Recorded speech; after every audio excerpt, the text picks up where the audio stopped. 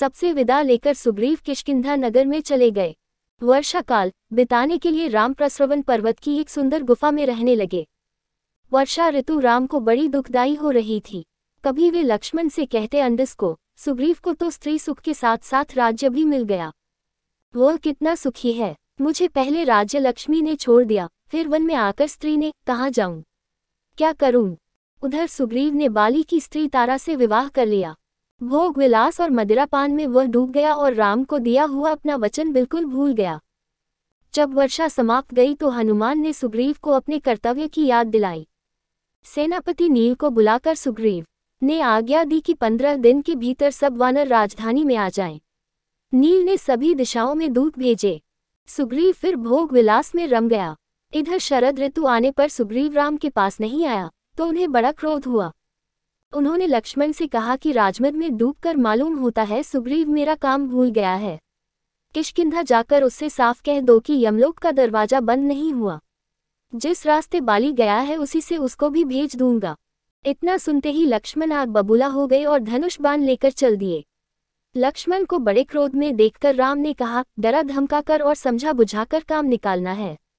आखिर सुग्रीव हमारा मित्र ही तो है और उससे सहायता भी लेनी है। किष्किंधा पहुंचकर लक्ष्मण ने धनुष की टंकार की तो सुग्रीव भयभीत हो गया। लक्ष्मण के सामने आने का उसको साहस नहीं हुआ।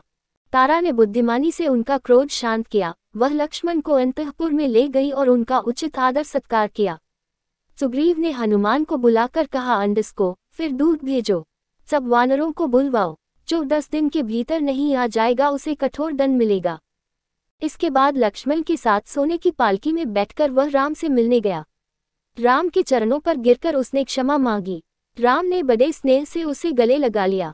राम और सुग्रीव में बातें हो ही रही थी कि वानर भालुओं की टोलियां आ पहुंची। नल, नील, अंगद और हनुमान के साथ लाखों वानर प्रस्रवण पर्वत पर आ गए। जामवंत के पीछे पीछे भालुओं की बड़ी भारी भीड़ थी। वानर भालुओं को देखकर राम बड़े प्रसन्न हुए। राम ने सुग्रीव से कहा, भाई, पहले तो ये पता लगाना है कि सीता जीवित है अथवा नहीं। यदि जीवित है तो किस स्थिति में है। सुग्रीव ने वानर दल को 4 भागों में बांटा, प्रत्येक दल का एक नायक बना दिया। सुग्रीव ने उन्हें नगरों, द्वीपों और वनों का पूरा विवरण भी बता दिया। उसने हनुमान, नल, नील आदि चुने हुए वानरों को अंगद के नेतृत्व में दक्षिण की ओर भेजा। हनुमान को पास बुलाकर राम ने अपने नाम की अंगूठी दी और कहा कि मेरी यह निशानी देखकर सीता समझ जाएगी कि तुमको मैंने भेजा है। उसका हाल लेकर मेरा दुख भी उसे सुनाना। सुग्रीव ने सबको कहा, वीरो, जैसे भी हो सके सीताजी का पता लगाओ। इस काम के लिए 1 महीने का समय दिया जा रहा है। बिना समाचार लिए जो 1 महीने बाद लौटेगा उसे मृत्यु दंड मिलेगा। राजा सुग्रीव की जय, महाराजा रामचंद्र की जय। नारे लगाते हुए वानर वीर अपनी अपनी दिशाओं में चल पड़े।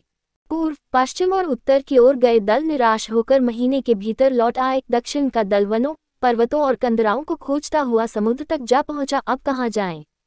सामने अथाह सागर गरज रहा था। किष्किंधा से चले कई महीने हो गए थे। यदि यूं ही लौटे तो सुग्रीव के हाथों मृत्यु निश्चित है। अब न आगे जा सकते हैं और न पीछे। तभी उन्होंने पर्वत की चोटी पर एक बड़ा भयंकर गिद्ध देखा। वह जटायु का बड़ा भाई संपत्ति था। बाना उसे देखकर डर गए और समझे कि निश्चित ही वह हमें खा जाएगा। हनुमान ने बुद्धि से काम लिया। वे बोले, आपसे अच्छा तो जटायु ही था जो राम का कुछ काम करके तो मरा।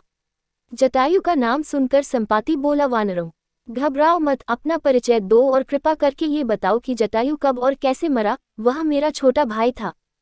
अंगद ने सारा हाल कह सुनाया। उसे सुनकर संपाति बोला, मैं अब बूढ़ा हो गया हूँ, नहीं तो तुम्हारी सहायता करके रावण से अपने भाई की मृत्यु का बदला लेता। कुछ महीने पहले मैंने देखा था कि रावण एक स्त्री को लिए जा रहा है। वह हराम हा लक्ष्मण कहकर रोती जा रही थी। वह सीता ही होगी। समुद्र के किनारे तुम दक्षिण तक चलते जाओ।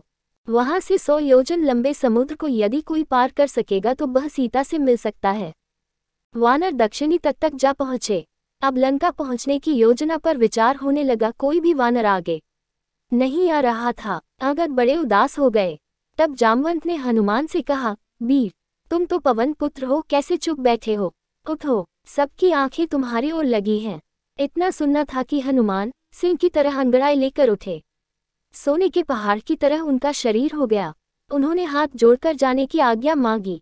सबने उनको शुभकामनाएं देकर विदा किया और कन्हा की हनुमान, हमारा जीवन भी तुम्हारे ही